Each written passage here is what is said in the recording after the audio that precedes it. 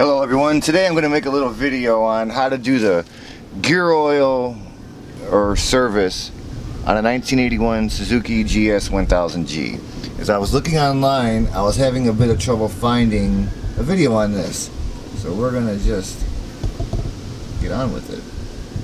We're going to do the front side first. The front side is the side that I didn't know how to do it first, so I had to do a little looking myself.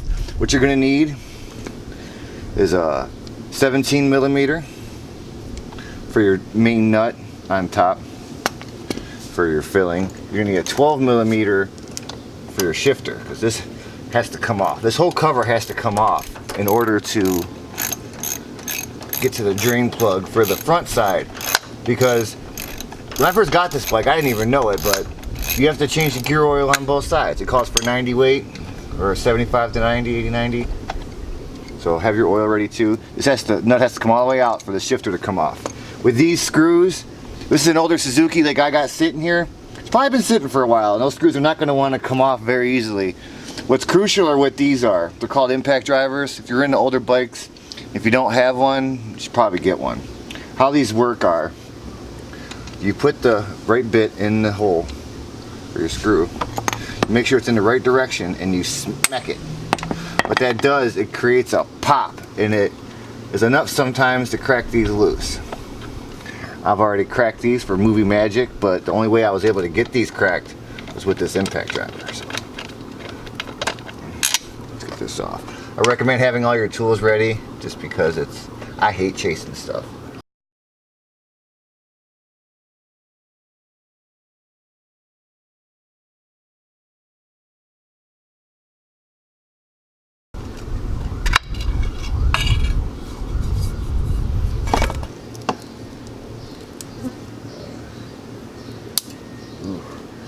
Broke. And don't do that. I didn't want to get my wires all wet, but that's the nut you need to get to right there. I cracked my wire cover. What I'm gonna do here though is I'm gonna go get my funnel first before I crack this loose. It's one thing I did forget to get. If you don't use a funnel right here, you're gonna get gear oil all over your exhaust, and a lot of oils stink. Gear oil has a special stink to it. Alright, when I crack this loose, it's going to make a mess. So you want to catch that oil as much as you can. That's why I have my catcher here. Crack it loose. Look at that nastiness. Got a little stink to it too. Yeah, way overdue. My bolt fell right in the funnel, so now it's kind of slowing the flow. Great. Get that out of there. Oh, it stinks. This stuff gets in your sole too. If you have a pair of knee gloves, rubber gloves, actual gloves, I'd use them. These all have that magnetic tip. You can see all the sludge on there. Well, I definitely need it cleaned, guys. Look at that nastiness. I've never done this since I've had the bike. They say you're supposed to do it every 7,500 miles, so definitely overdue. God knows if this has ever been done. So then once this is drained, I'm going to put my drain plug back in there, and then there's a sight bolt that lets you know that you have it high enough. If I remember correctly, it is right there. There it is. Oil level bolt. See that right there? That's the one, you have to fill it to that level. That's how you know you have enough in the setup. So this will be fun times. And since that is a Phillip or 10 millimeter, and I have my impact driver, I'm just going to use the impact driver on that too. You can't say, oh, I use the impact driver too much. It doesn't work that way. There you go. See how easy that pops?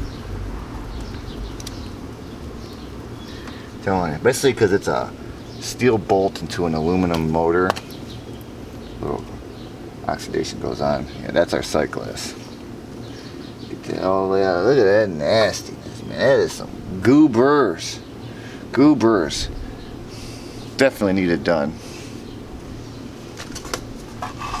Okay, once that's drained of all the nastiness, get your oil out of the way. Clean off your drain plug. Get all that metal off that tip, because these are magnetic tips to catch all the metal nonsense, all the wear. Make sure that you clean that good. Like so. Not a lot of torque, none of this stuff, man. You can, if you're into man torque, like really torquing stuff like it's a truck, you can break damn near every bolt on this thing. They're really not built for high torque, any of these bolts, except for maybe the axle bolt, a couple other important ones, but for the most part, you don't have to use a shit ton of torque.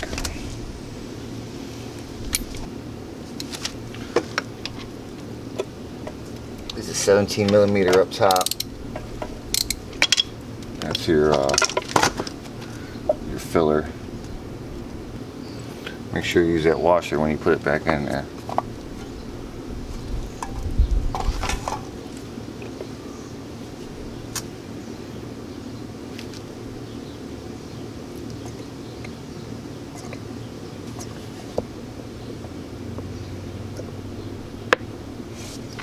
There, it's dripping out. See that? Alright, got enough in there.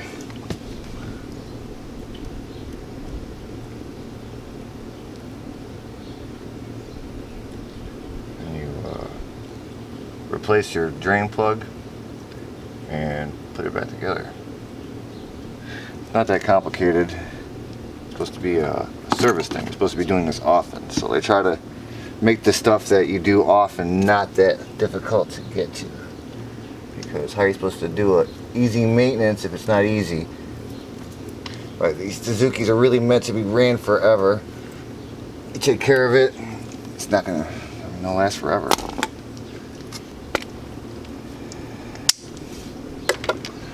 Everything's nice and tight.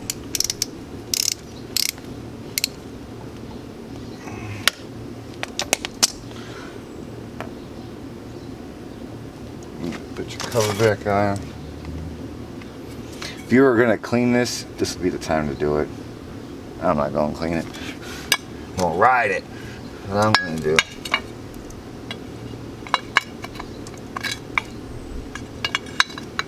Slide that back on there. Make sure you're not pinching them wires. You have a real bad time you pinching them wires. And this is not a sealed cover. It's just a cover. You gotta worry about having anything sealed.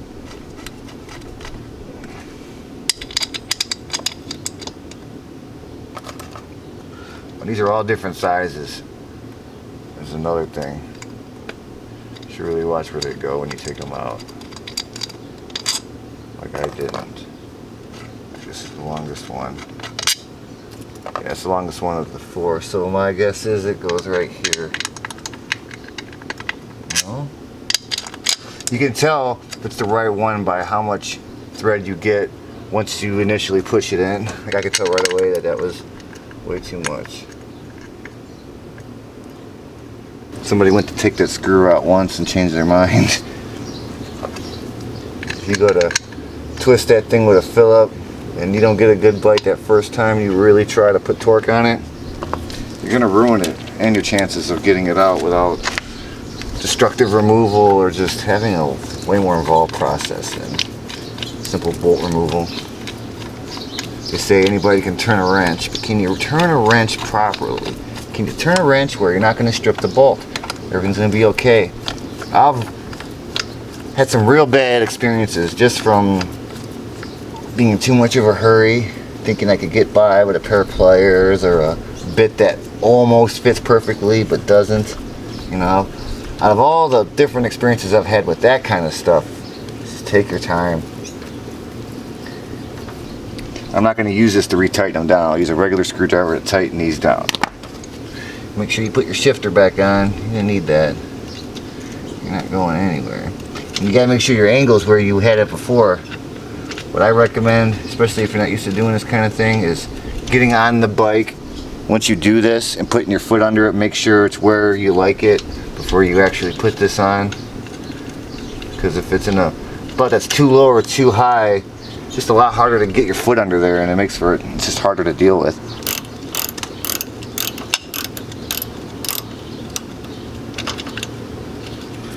Just right in the middle, there's a spot in between the splines.